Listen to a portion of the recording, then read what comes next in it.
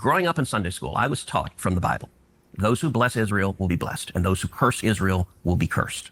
And from my perspective, I want to be on the blessing side of things. Oh, those who bless the government of Israel? Those who bless Israel is what it says. It doesn't say the government of it, it says the nation of Israel.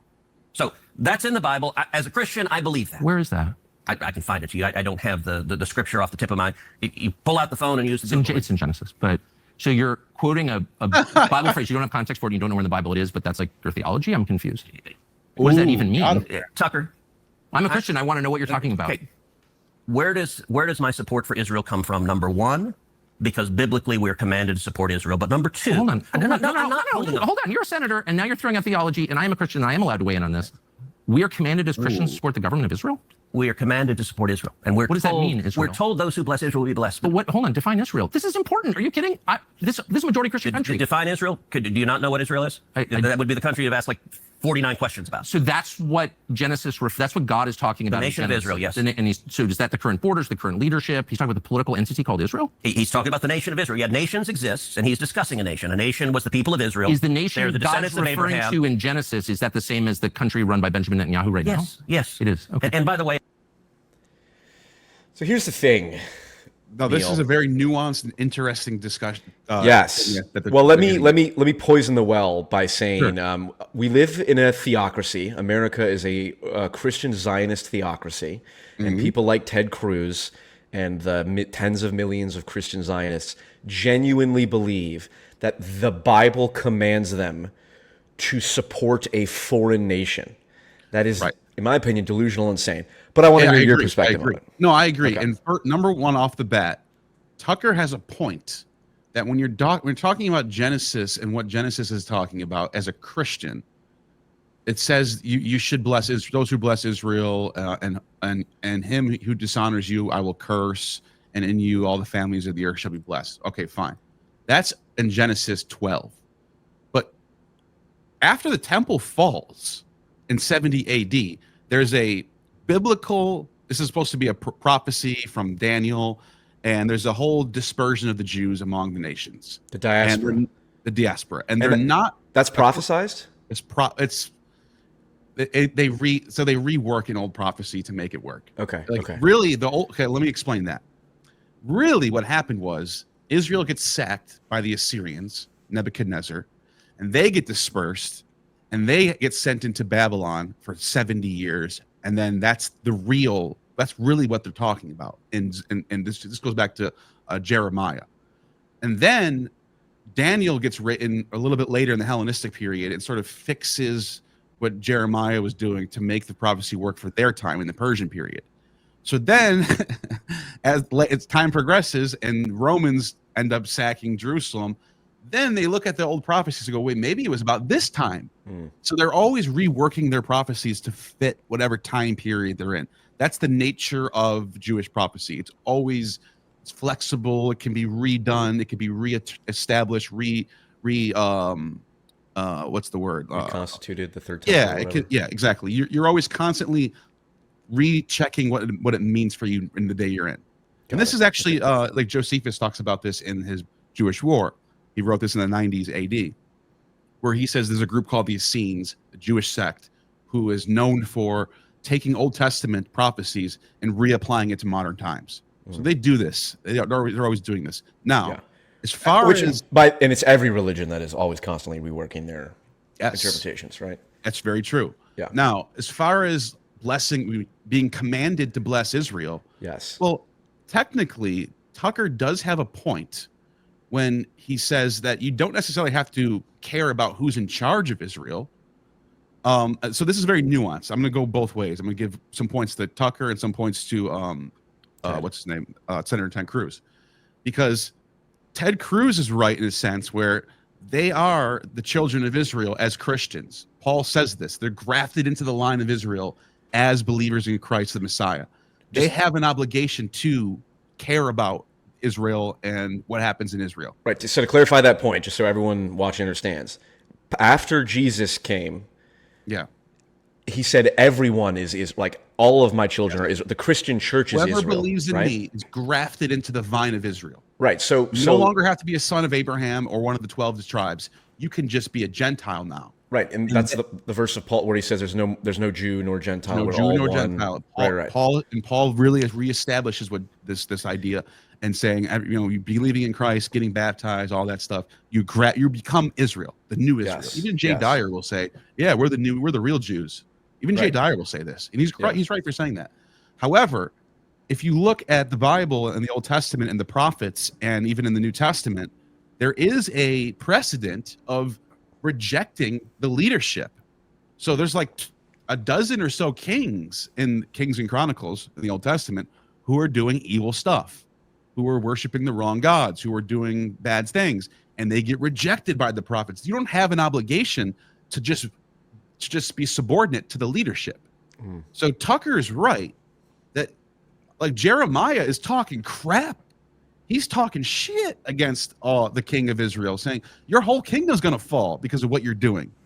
And so as an Israelite, spiritual or blood, doesn't matter.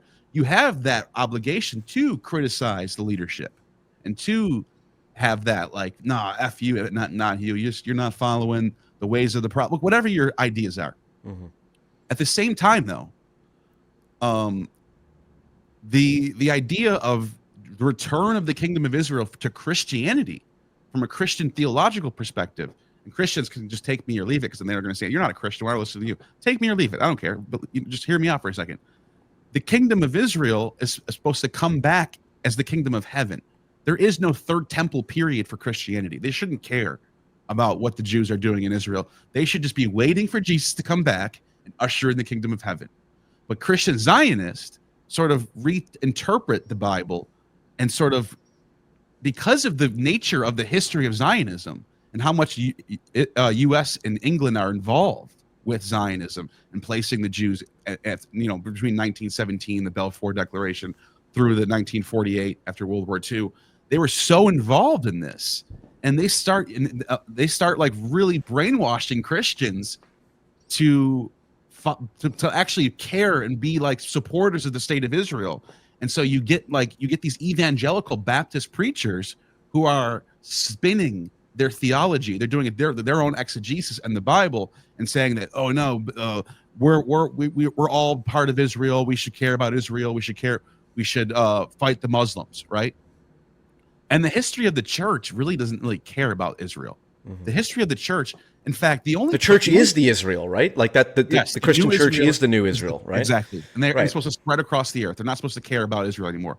There's not a single Christian emperor in the Byzantine Empire, or really any popes for that matter, besides the Crusades. They didn't take back Israel for Israel. They took Israel for themselves. But even going back, even to be before the Crusades, there's not a single bishop or Christian emperor that wanted to give Israel back to the Jews, ever. The only emperor, ironically, that ever said, I'm going to give Israel back to the Jews, was a pagan emperor, Julian the Apostate, in the 4th century, who went against his uncle, Constantine, to try to restore paganism back into the Roman Empire. Failed at that. But he also had plans. There was like a letter he sent to the leaders of the Jewish community. He was saying, I want to bring back your temple. I think Israel should belong to the Jews, just like Athens belongs to the Athenians, and just like Alexandria belongs to the Alexandrians. He said Jerusalem should be Jewish, and then he gets killed. So it never comes to fruition. But it's ironic that the only emperor ever to even think about to care about the Jews returning to their homeland was a pagan. Christians historically don't care about Israel. Right. So this and because this is such an important thing to understand from the perspective of the meme war. And by the meme war, I mean the war of ideas, going on between our culture amongst everything, where Christianity is obviously a major voting bloc, just if you're looking at it from a political perspective, like the Christian vote, but then just, in terms of influencing the culture more broadly. There's basically, as I understand it, there's two streams in American Christianity, American Protestant Christianity. Dispensationalist theology, which is the Jews are literally God's chosen people, the race of Jews. That's why we need to support Israel, the country, and Netanyahu and all that, blah, blah, blah. Then there's what's called covenant theology. And covenant theology is, no. Jesus came and fulfilled the covenant. We are all Israel, right? Christianity is the church is the new Israel, and it's a universalist message versus the Old Testament, which is, the Jews are God's chosen people, which is why like Jews are not evangelizing, right? Jews don't seek to convert other people, whereas Christians do, because the idea is, well, all men, are, Christ said, go out and convert and spread the good news and all that stuff. There's no way to heaven except through me, right? Whatever trying to remember my Bible verses and all that. Generally, that's what it is. Yeah. And so it's interesting that there's this big, it is a minority, the Christian Zion. It's a large number, but most Protestants in America, I believe, abide by covenant theology. Dispensationalist theologies, I think it might be like 30-40%. It's still a lot. Yeah, it's a lot. It's a lot. I would say you're correct. That it might not be the majority, but it's still like almost half, maybe. Yeah, and it's enough. We're getting close to half of the population. Yeah, and it's enough. I found out that Dallas was like the headquarters of it when I lived there. Dallas Theological Seminary. I think I drove by that like almost every day for work, which to be fair funny. Is a very scholarly, serious place. They're not like they do produce a lot of like whack job apologists, but Dallas Theological Seminary also produces a lot of really good, thorough scholars. Sure. This is it's not just like a one. Oh yeah, never underestimate the people you disagree with. That's a sign. Yeah. Or that's a sign of foolishness. But to the actual theology, my understanding is the Christian Zionists. There's this weird unholy alliance between the Christian Zionists and like the Messianic Jews, right? The Messianic Jews want to, for example, rebuild the third temple, right? They want to blow up the Dome of the Rock and Al-Aqsa Mosque and rebuild the third temple because in their mind that will usher in their Messiah. Because for the Jews, Jesus was not a Messiah, right? So they're still waiting on theirs. But the Christian Zionists are like, no, Jesus was the Messiah. But according to our prophecy, when the third temple gets rebuilt, the Antichrist comes. Right. And kills all the Jews and blows up the world, basically, or something like that, right? And so it's very weird because the Christian Zionists and the Messianic Jews are like, yes, let's rebuild the third temple and let's usher in prophecy, because the Messianic Jews they think they'll get their Messiah, and the Christian Zionists think that the Antichrist will come and kill all the Messianic Jews. That's the bizarre thing. They Such want the Antichrist to come because they think it's a necessary precondition for Jesus to return. Yes, like then to get to heaven, and was it post-millennial or pre-millennial or? Yes, and by the way, this is all reinterpreted. This is all like Schofield, post-Schofield. Yes, okay, that's what I want to talk about. Because like before that, it was understood. Most theologians or scholars understood that the Antichrist is not just one big thing. It's not like this horned devil guy's going to come back. No, Antichrist was like one out of many political leaders. There's like a whole bunch of Antichrists. He even says that, I think it's in Peter, the letter of Peter, where he says there are many Antichrists, and like there's a bunch of Antichrists. It's not just one major giant Antichrist at the end.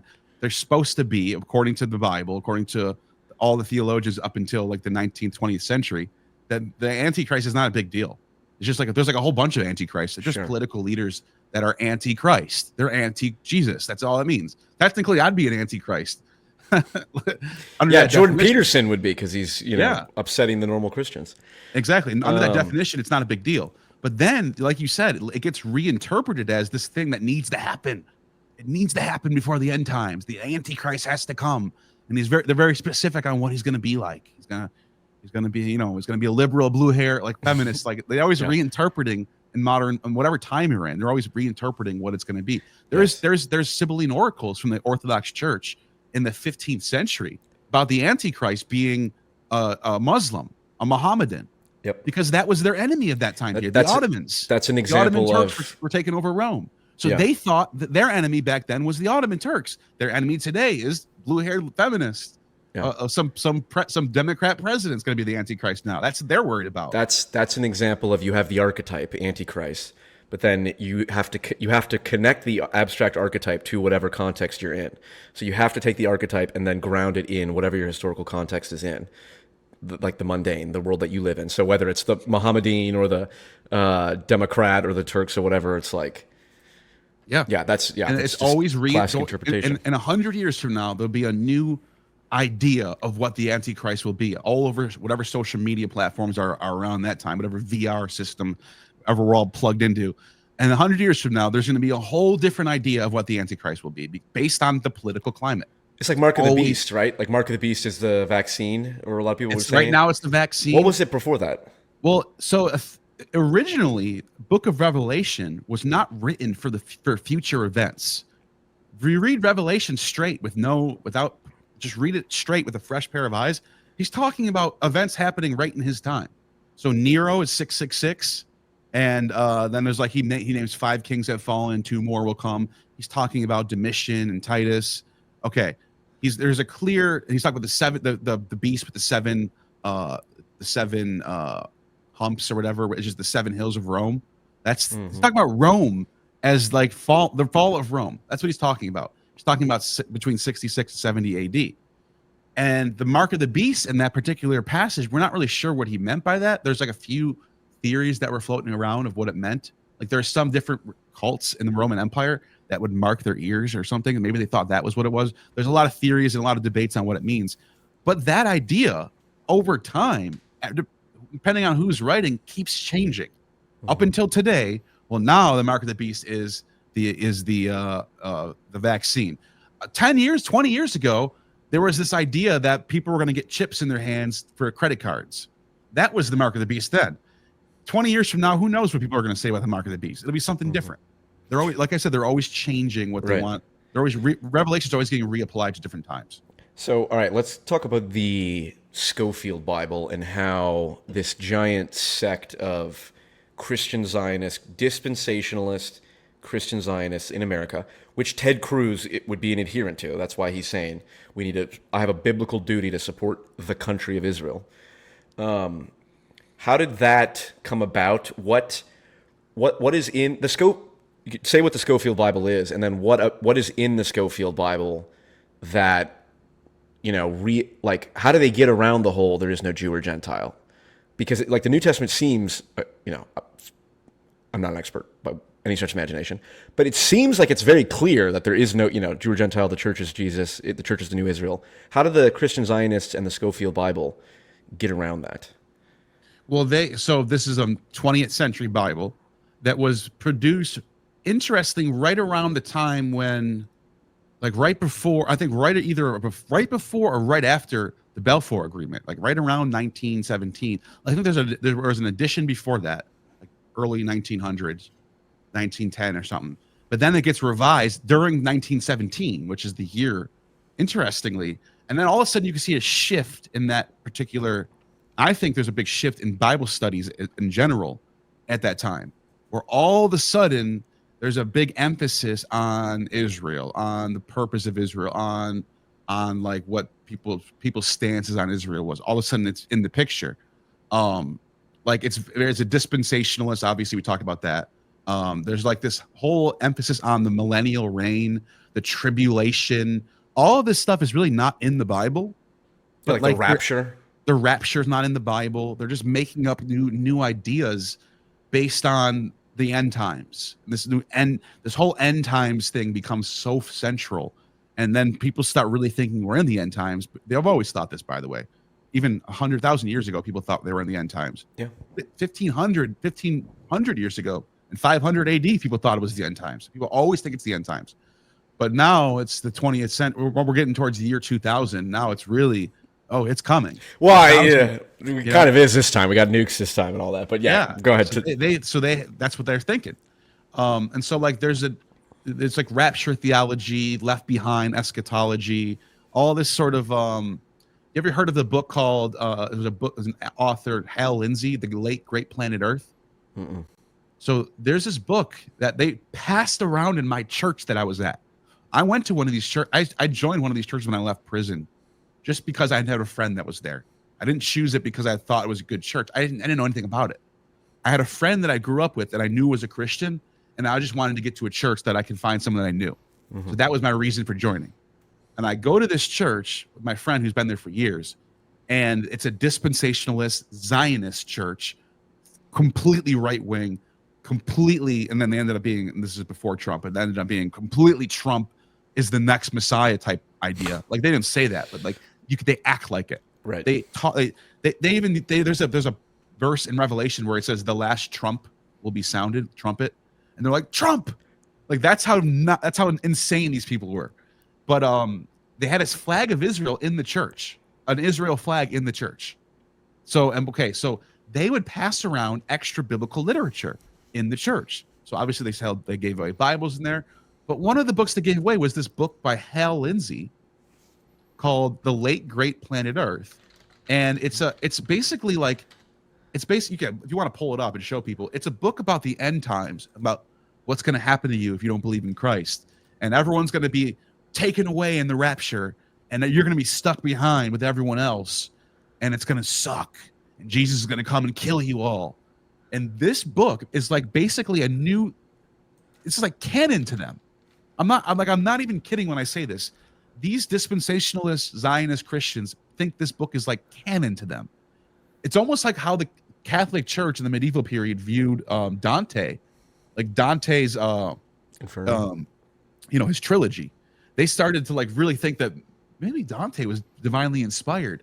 Well, that's how these Christians think about Hal Lindsey. Maybe he was divinely inspired because they pushed this book out like it's the greatest thing ever. Anyways, but it goes to show that they really teach that this idea, and they support Israel, and they hate Muslims, and they're very politically aligned with the current political state of the GOP.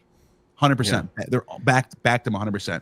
They were ready during 2020, during January 6th. They were sending buses of people to Washington. That church. I was still in contact with them at this time. I remember this. Wow. I mean, it's literally, I want to say Christian Zionism, I mean, at least like with the rapture and the end times, it's literally a death cult. It is. Right? Like so you could say that the United States is, the Congress is filled, there's a significant number of politicians who are death cultists, essentially, in that, well, actually, and there's always this idea of like, I'm a Christian first, then an American, then or I'm a Christian father and then American, in that order, right? Like that's a common kind of way to establish like an individual's value system. So it's like, okay, first is Christian. So before you're an American, before you're even a father, it's like you're a Christian first, God is, okay. So if your biblical beliefs are, we have to support Israel, also there's this end time coming, the third temple being rebuilt and all that, like, I believe them that takes precedence over, well, what is actually good in terms of like long-term peace for America? Because it's like, yeah, but like this time the missiles might fly, And like they want the end times because that's what they believe. They think that it needs to happen for Jesus to return. So what you end up with is people who want death. So it is kind of a death call in a way. Yeah. They want this to all happen. They're not trying to prevent it. They're trying to, and it actually makes you worry a little bit because like, are they going to act to make it happen? Which means are they going to self-prophecy this thing or self-fulfill this prophecy? If in any way they can? I don't know. I'm not saying well, but this is the third temple movement, right? Yeah. Can I just give I mean, I've researched it, but could you give the summary and kind of how they view it and what the purpose is? This idea that this first temple was Solomon's temple, obviously, that gets destroyed and by the Assyrians, the Babylonians, and they get dispersed for 70 years. They're in Babylon. This is in Jerusalem, right? The Temple Mount. Jerusalem. Yep. This is the first temple of Solomon, built by Solomon and his father David before him. Solomon finishes the temple. It's called Solomon's temple. And then it gets destroyed. And then they come back to Jerusalem 70 years later, and they rebuild the temple again, and it's called the Second Temple. Then in 70 AD, 70, number 70 comes up a lot. Yeah, 70 times 7, all that stuff. And there's like a whole thing in Jeremiah about 70 weeks and all. It's pretty interesting. Anyways, they come back, and they build the next temple, and then it gets destroyed by the Romans in 70 AD. So now they're waiting for specific omens for whatever reason. The Jews have specific things they have to wait for in order to build the third temple. And one of them is like a red heifer has to be the cow, right? Yeah, completely unblemished red heifer. And right now there's rumors of this red heifer, and they're breeding them in Texas. Like Texas is literally like breeding these red heifers. Yeah, you get Christian Zionists who are looking for the red heifer. They're like Jews. They're like a subgroup of Jews. Like they've built. It's interesting how much they align with rabbinic. This is rabbinic Judaism. This is not even like Sadducee or Pharisaic Judaism. This is like a whole new thing from the Talmud. Right. The Talmud's the one talking about this red heifer thing. Now there is a red heifer passage in Genesis or in the Torah, but it's not talking about third temple stuff. It's talking about like what to sacrifice to do certain atonement stuff, which is why this is where they get it from. They're drawing it from that and they're applying it to new times, like I said before. Right. And so they're all waiting for all this stuff to go down. They need the war with Iran to happen. That's Gog and Magog. That's from the Bible. They're waiting for all this stuff, but then you have to. Then it makes you think. A lot of this stuff doesn't necessarily need miracles to take place. You can get this to happen yourself. So it makes you wonder: is this stuff going to be? Are they like pushing for this stuff, which would be disgusting if that's the case? Because people are dying as a result of this. Messianic activism is an absolutely real. It's a third temple movement, right? Yeah, because the idea is you said the first temple was wiped out by the Assyrians, the second temple was wiped out by the Romans, and so like one of the final stages or the final preconditions for ushering in either the Messiah if you're Jews or the Antichrist if you're the Christian Zionist is rebuilding the third temple. So there's a third temple movement. There are Messianic activists that are Christian Zionists plus the Jews that want to destroy Al-Aqsa Mosque because Al-Aqsa Mosque, the Dome of the Rock, which I think is like the third holiest site in Islam after Mecca and Medina, is sitting on top of the Temple Mount. So the Hamas... And they need to get that out. They need to get rid of that thing. And the Hamas October 7th attacks was titled Operation Al-Aqsa Flood. Because, the idea was, well, these Jews are encroaching on our holy site or whatever, and they're trying to blow it up to build their third temple or whatnot. That doesn't obviously fucking justify it, but just to point out, this is the nature of the religious conflict there. Yeah, it's behind it all. It is. Yeah, right. And so it's like, this is the psychotic element of like, wait a minute, it's literally a death cult. There's U.S. Millions of dollars, tourists, they go over there, they pay to go visit the Temple Mount. Oh, we're going to build a third temple here. The third temple comes. And then it's the trials and tribulations and or the Messiah for the Jews. And either way, we're fucked. You know what's so crazy about all this is that both sides know once it happens, then they're enemies. So they're working together to get it done. It's such an unholy alliance. Like allies against the Muslims right now. We're allies. We're all God's people. Abraham's children, right? Yeah, I got your back. Ishmael was no good, right? They all have these little winks at each other. As soon as this third temple gets built, they're gonna fight. They're going to kill each other. That's going to be because like the Christians realize this is evil. This needs to be destroyed by God, and his angels are going to come down and destroy the third temple, just like they destroyed the second temple, just like they destroyed the first temple. And because by the way, Jeremiah is like prophesying against the first temple, going, "You're going to fall," and Jesus is prophesying against the second temple, saying, "You're going to fall." So the Christians know the temple's falling. The temple's not cool. The temple's earthly. Who cares? We need a heavenly kingdom, a heavenly temple. But the Jews at the same time are like, yes, these Christian goyim keep helping us out. Let us get our temple. Oy vey. And then as soon as they help them get the temple, they're going to turn their backs on him and say, you shouldn't have helped us. Because that's what they don't care about Christians. In fact, you want to see what they say about Jesus and the Talmud? Okay, so this is what I was going to add. Because this is, and I'll just preface this by saying, there's religious ideology has in it the potential and tendency to become pathological. That's like an inherent feature of religion. Yeah. Christianity, Islam, Judaism, whatever. So anytime people would talk about like the Talmud and Judaism and stuff, I kind of was like, I don't really care to hear this. This is like, these are the people talking about the Jews do all this, the Jews do all that, whatever. It's like, we're not talking about the race, like genetic Jews. We're talking about the ideology. Of course, we're talking about the ideology of Judaism, which is if you can understand Christianity being pathological sometimes and Islam being pathological, you have to accept that Judaism can be pathological as well. Thank you. Right. When I talk about Judaism on my channel, people get all uncomfortable, and I get like, "Are you anti-Semitic?"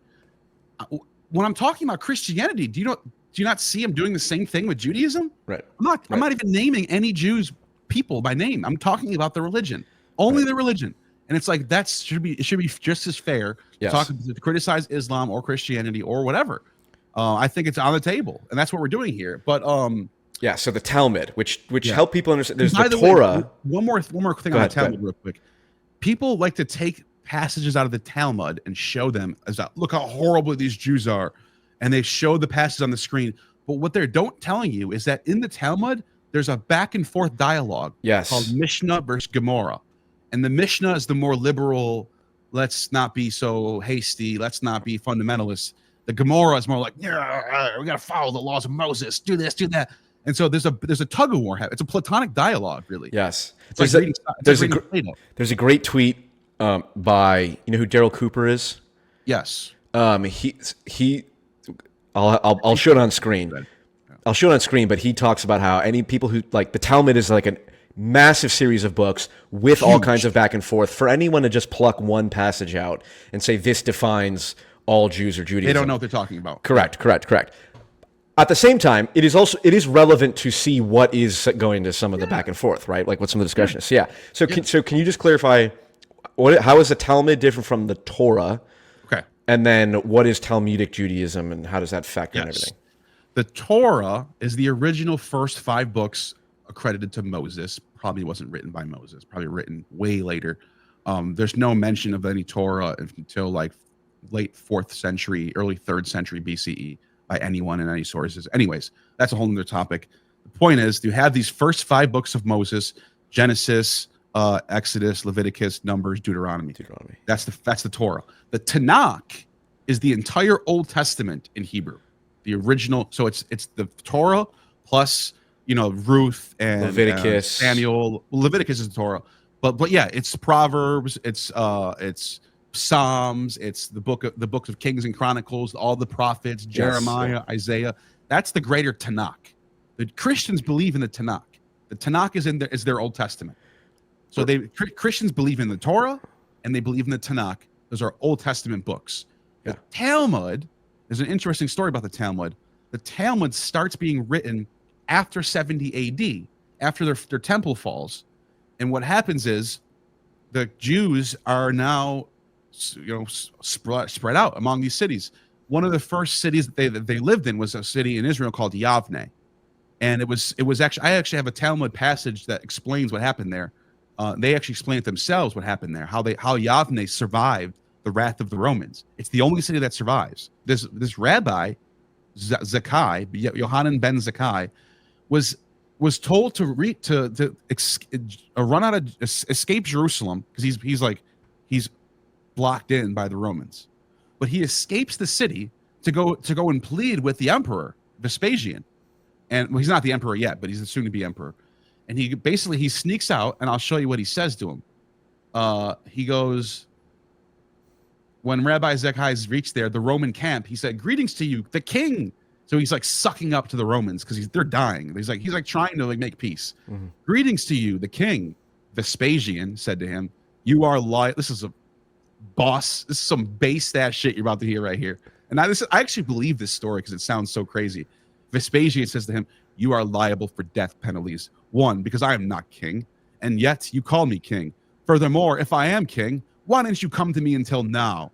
Like, what? That's the Roman emperor talking. He's like, "What? You call me king? What the hell, bitch?" Right. And Zakkai is like, "Okay, sorry." Anyways, long story short, he does, and he starts telling him prophecies about him. The Lebanon shall fall by a mighty one. Isaiah basically say, "You're the mighty one." Like, he's like sucking up to him, like basically like, "You're king, you're great, don't kill us." So what happens is, as a result of this sucking up, the Jews are telling you the story. I'm not making this up. As a result of this sucking up, he goes, and I'm not going to read the whole thing because it would just be boring. Yeah. But they have a back and forth. Eventually, what happens is, Rabbi, let me see, where's Yavne? Let me just do a word search. Yep. Yav. Yeah, okay. Eventually, Vespasian says to Yohanan ben Zakkai, "I will be going to Rome to accept my new position." He's going to become the emperor. "And I will send someone else in my place to keep besieging the city." His son Titus. This is all historical. This all happened. "But before I leave, ask something of me that I can give you." So he's basically, the sucking up works. Vespasian's like, "Okay, you're nice. I like you. You're not. I won't kill you. What do you want from me?" He says, "Give me Yavne and its sages, and do not destroy it, and spare the dynasty of Rabban Gamaliel." And by the way, this is a very important figure in both Christianity and Rabbinic Judaism. I'll explain in a second. "And do not kill them as if they were rebels. And lastly, give me doctors to heal Rabbi Zadok." Blah, blah, blah, blah, blah. Okay, what happened there is he made a deal with Vespasian. The deal was spare this one city called Yavne and all the sages that are living there, and do not destroy the dynasty of Rabbi Gamaliel. Paul in the New Testament claims to be a student of Gamaliel. So Christianity comes out of the Gamaliel school, according to Paul, but also Gamaliel's school ends up being rabbinic Judaism. They branch out into two different directions. They both come from Gamaliel. Now, what happens is they go to Yavne and they start a new school of Judaism called rabbinic Judaism, and they start writing the Talmud right there. And it's a dialogue between two different worldviews: the liberal camp and the conservative camp. Mishnah and Gemara. Mishnah and Gemara. Interesting. It's like order and chaos from a Petersonian sense. Very dialectic. It's very interesting read. A lot of it's stuff. So, anyways, that's how you get rabbinic Judaism from the people who survived Rome, that sucked up to the Roman emperor and got themselves survived. The rest of them all died. Like you know the story about Masada. So Jerusalem gets destroyed in 70 AD.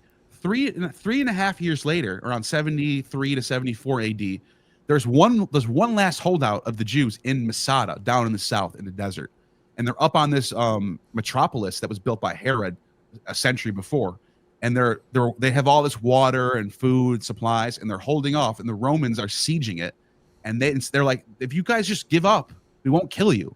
Like, the war is over. We already conquered Jerusalem. We already have the entire Mediterranean Roman now. Like, can you guys just give up? And they're like, nope, we'd rather die. And they all killed themselves. So the real Jews all killed themselves. The rabbinic Jews all sucked up to the Roman emperor at the last second and switched sides, basically. Yeah. So that's how you get rabbinic Judaism from people like Rabbi Yohanan ben Zakkai sucking up to the emperor. Don't kill us. You're the king. Please, please. That's how it starts. Okay, that's how it starts. Now, what is it? It's, as I explained, it's a big back and forth dialogue. It's gigantic. Now, if you might see someone like that, let me show you something real quick. I think I have a copy. Yes, I do. This is an English translation in Penguin English translation. It's this big. You would say, oh, that's pretty big, right? That's one book. This is not even 1% of the Talmud. This is just a little selection of Talmud. Right. The Talmud is like this entire library. It's gigantic. It's written from the time of 70 AD. They start writing Mishnah and Gemara passages, and it gets all the way up until through medieval period. They're still writing more Talmud. So there's like 13th century Talmud, 15th century Talmud. It just keeps going. So, anyways, that's how you get that's the Talmud. The Christians don't believe in the Talmud, obviously, but they all believe in the Torah. Right, but to re-emphasize again, that's why pulling like one statement or phrase out of the Talmud is a very dangerous exercise in terms of just providing the wrong information. So but then let me ask you. So, for example, I had heard of the according to Talmudic Jews, they believe that because Jesus is a liar. I got this. I got the patches about Jesus ready to go too. If you want to see it. All right. Yeah. So yes. So even though we just said let's never just pull one passage out, and we can contextualize this one is not taken out of context. If you ask a Jew about this passage, they'll say, "Yeah, that's." So, and this is what I understood after I was talking to some Jews who told me this, and I was like, "Oh, damn." I thought that was like a meme that people were saying about what they say about Jesus, but oil and excrement thing. Yeah. So that's that. There's two different passages. I'll pull that one up too. Okay. But I can show you the one about his trial. Yeah, here I'll pull up I'll share your screen right now. So this is the one about his trial. It says the Mishnah teaches that a crier goes out before the condemned man. It indicates that it is before him while he is being led to his execution that yes, the crier goes out from the outset before the accused is convicted, but does not go out. The Gemara raises the difficulty. But isn't it taught in a Bereta on Passover Eve, they hung the corpse of Jesus the Nazarene after they killed him by way of stoning? And it's like, oh, wait, that's a little different than we get in the Bible. He didn't get stoned in the Bible. And a crier went out before him 40 days. That's interesting. That means the trial lasted 40 days. That's not in the, once again, a different story. But it's interesting because you're like, what the hell?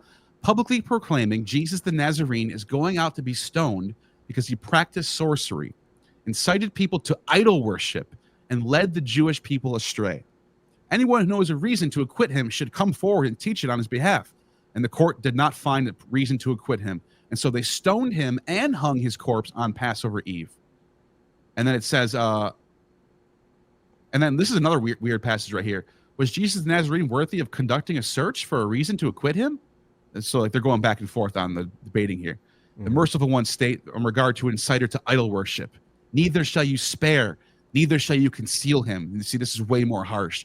Rather, Jesus was different, as he has close ties with the government, and the Gentile authorities were interested in his acquittal. What? The Romans? Strange. Yeah, I guess. That's very strange. Consequently, the court gave him every opportunity to clear himself so that it could not be claimed that he was falsely convicted. The trial of Jesus, the Gemara cites another Bereta where sages taught that Jesus had 5 disciples, Mattai, Nakai, Netzer, Buni, and Toda. Like another weird thing. We know Matthias is one of the disciples, but who are these people, right? So it's like, okay, you get this weird, different version of what happened to Jesus in the Talmud. It makes you wonder, where do they get this information from? They also, in a different place, they also claim, I don't have to pull this one up, I can just say it because it's just very simple. There's another Talmud passage where they say Jesus is not born of a virgin. Obviously, they don't believe that. But they claim that they know who the father is, that his father was a Roman soldier named Pantera that raped Mary. So she was born out of wedlock against her will by a dude named Pantera, who's a Roman soldier. And so would this be an example of like there's no back and forth? But that's what the Talmud. That's because you said the Talmud is all back and forth arguing. There's some things that was actually a back and forth. There was one person going, "Should we acquit him?"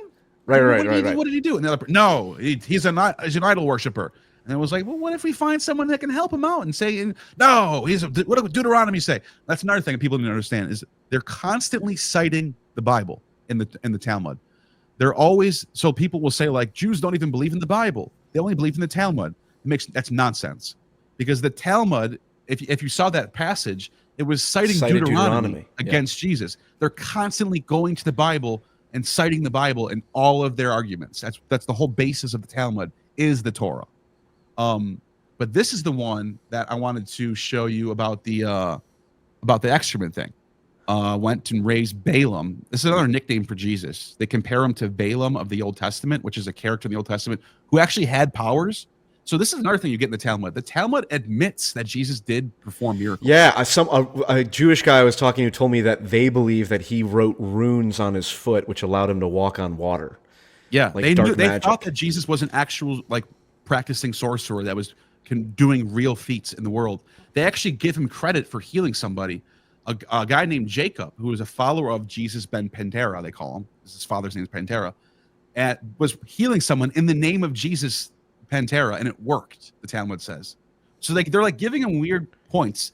This one, they compare him to Balaam, because Balaam in the Old Testament was this non-Jewish prophet, this Gentile prophet, who was able to work miracles and talk to donkeys and stuff.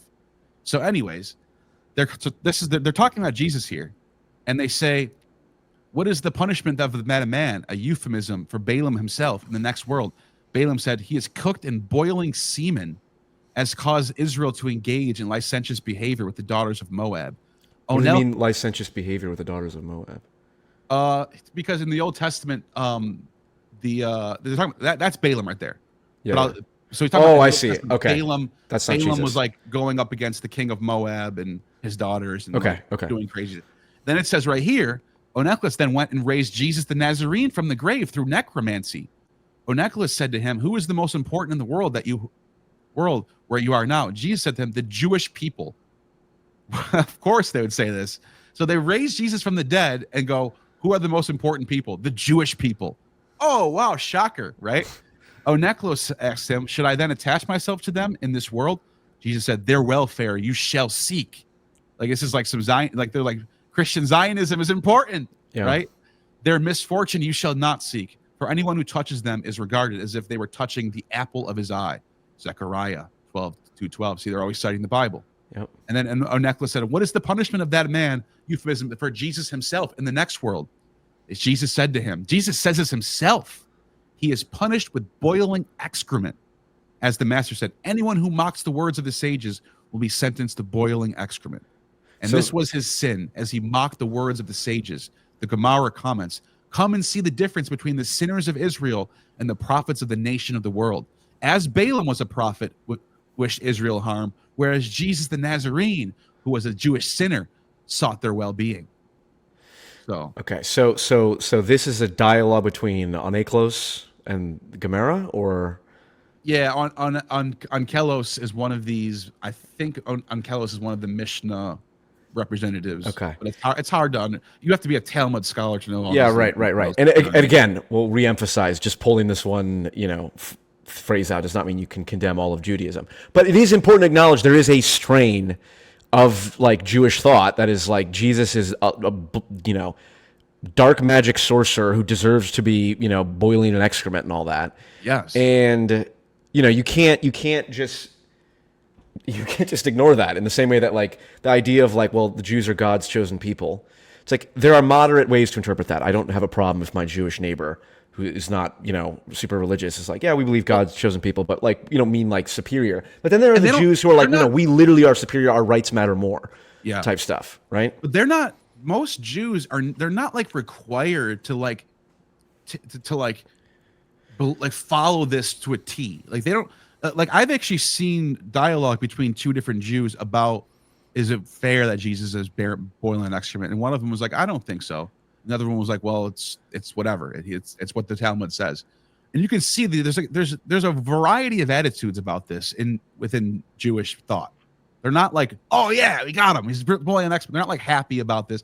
It's just literature. Like they're not like following it. Like they're like you know what I'm saying? Like they're yeah. It's just literature to them. Like the Old Testament talks about going and raiding Canaan and killing all the women and children.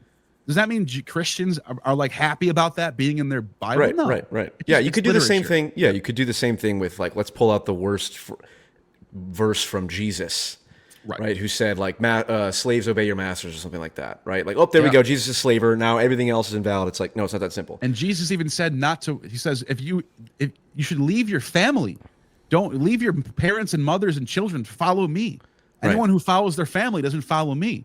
Like he's not a family man. He's a serious activist. You know what I mean? So I don't know. Do you I don't know how, if you follow like current events, like what is the current state of like how popular like the Third Temple movement is?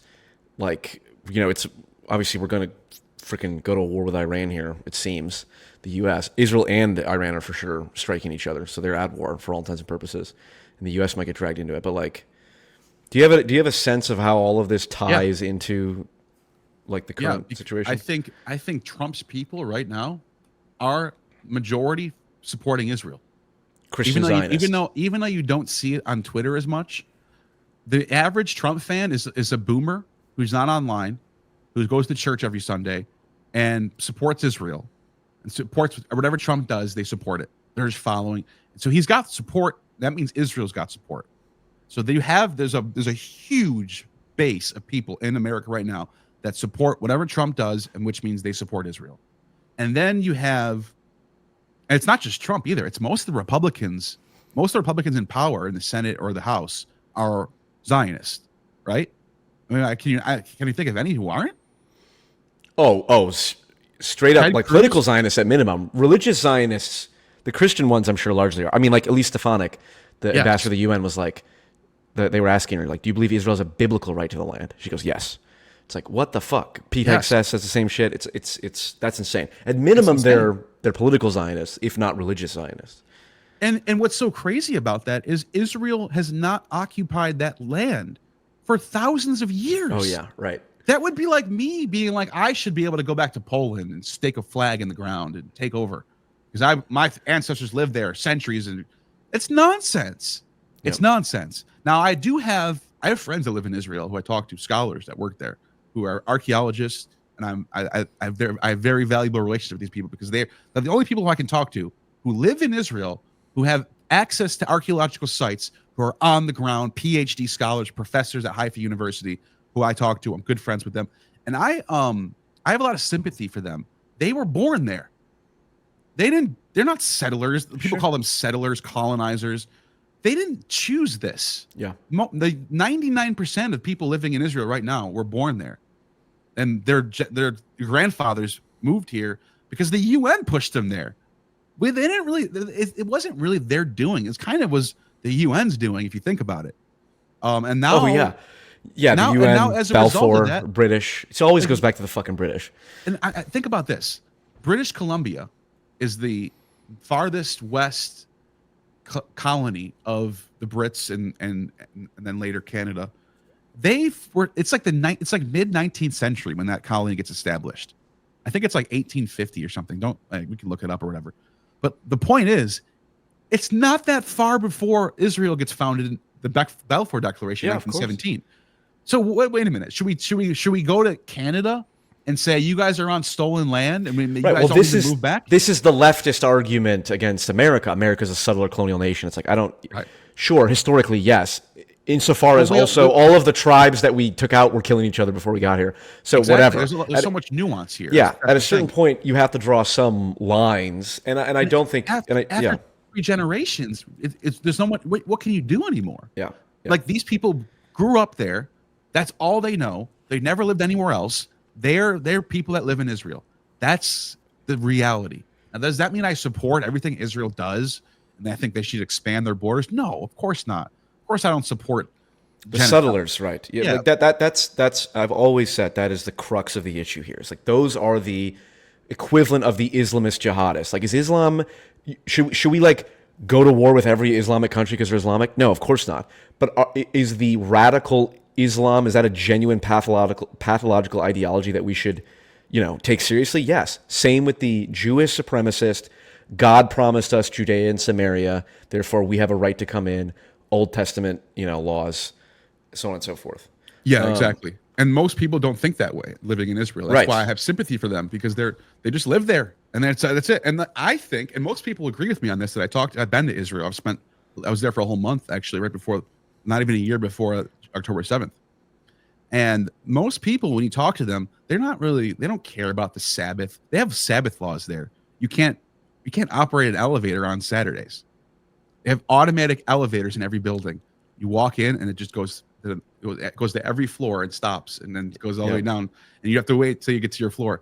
But anyways, most of the people there, they want it to be, they wish that there was a constitutional republic. I think this would be a solution. Forget about the 2-state solution. It's failure. It doesn't work. Let's put everyone in West Bank and put everyone in Gaza and then split them up. I think you take the entire region and put it under a democratic, a constitutional republic where everyone, just like United States, if you're a citizen, I don't care if you're Muslim or you're Jewish, if you are a citizen, you have access to these constitutional rights. And they have to agree on what the Constitution is. Once they establish that, then it becomes the rule of the best. Whoever gets voted in, and they don't want that. The Jewish people don't want that, because then they're gonna cede all their power.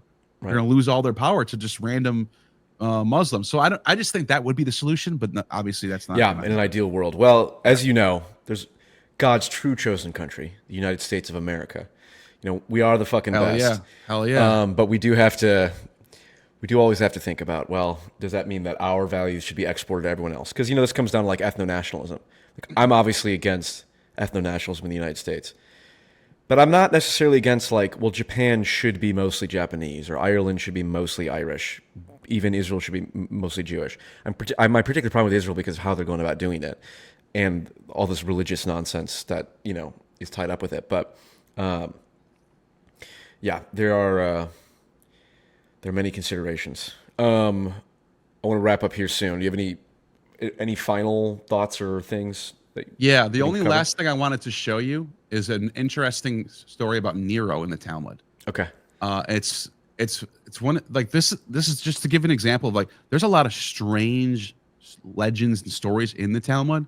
One of them is the story about Nero. So I'll share this right now. The Roman authorities sent Nero against the Jews. When he came to Jerusalem, he wished to test his fate. He shot an arrow to the east, and the arrow came down and fell in Jerusalem. He then shot another arrow to the west, and it fell also in Jerusalem. He shot an arrow in all 4 directions of the heavens. Each time the arrow fell in Jerusalem. Nero then conducted another test. He said to a child, "Tell me a verse that you learned today." He said to him as follows: "And I will lay my vengeance upon Edom by the hand of my people Israel," Ezekiel. Nero said, "The Holy One, blessed be he, wishes to destroy his temple, and he wishes to wipe his hands with that man, with me. The Romans are associated with Edom, the descendants of Esau. If I continue on this mission, I will eventually be punished for having served as God's agent to bring about the destruction," like Nebuchadnezzar, basically. So he fled and became a convert. What? And ultimately, Rabbi Meir descended from him. What? So you're there. The Talmud is saying that that Nero became a convert to Judaism, and that this Rabbi Meir descended from his school. Like that's people are. I don't know. I mean, anyone who believes this is true. Sure. But like, it just gives you a glimpse of like kind of the weird type of symbolic things. Like, does it mean something else? Is something code language going on here? Nero did not convert to Judaism. That did not happen. But it's funny. It's like, why is that in there? It's just like random stuff like that makes you go, what is going on with this thing? There's a lot of interesting stuff like that. There's a story about a Jewish sage named Jesus, Rabbi Yehoshua, and he goes and travels to Athens, and there's 60 sages in Athens, and he has a wit battle with them, a sophist battle, like who's smarter, who can outwit each other, and he ends up destroying them all to the point where he kills them all, and then he flies up in the air like I'm the greatest sage of all, look how smart I am, and then he flies up in the air, and like it's just like bizarre stories like that in the Talmud. So it's not all just like nasty, gory, horrible. Some of it's just like fascinating. You know? Yeah, and like the Bible and Quran, there's crazy stuff in it. But again, you have to take. You can't just say, well, we're not going to pay attention to any of it because there's so much stuff here. Because there are strains that are relevant to current thinking. And sure. And when my I live in Texas, when my senator says his foreign policy is going to be decided by biblical theology, and I think that theology is garbage, and I think it's a death cult theology, I think I have a right to complain about it. I agree. I think I don't think, and I that's why going back to the beginning of the video when you're showing the debate between Ted Cruz and Tucker. Ted Cruz and Tucker Carlson. Tucker has a point. There is no biblical precedent that says that you have to agree with what the government of Israel is doing. There's nothing like that is actually right. It's actually unbiblical to do that. The prophets were constantly going against the kings of Israel and talking crap and prophesying, you're going to fall, watch, you're going to hell. Like that was constantly what they were doing. All right, let me ask this, and I'll end with this. Would you be interested in debating a Christian Zionist, like not debating, but having a discussion with a Christian Zionist theologian? Of course. Okay, because I might look to set something up, because that would be very interesting to hear. Because I've always wondered, how can the Christian Zionists come away with this theology when it seems, like you're saying, like the biblical evidence is... It's a nuanced thing, because there is some precedent for like, yeah, we are all the children of Abraham because we were grafted in. That whole idea, like they follow Moses' law. They're following the Torah. They're following the Tanakh. Mm-hmm. They follow, like that's their holy books. They should care about Israel in general. But like, it's not just black and white. Right. Cool. All right. Thank you, Neil.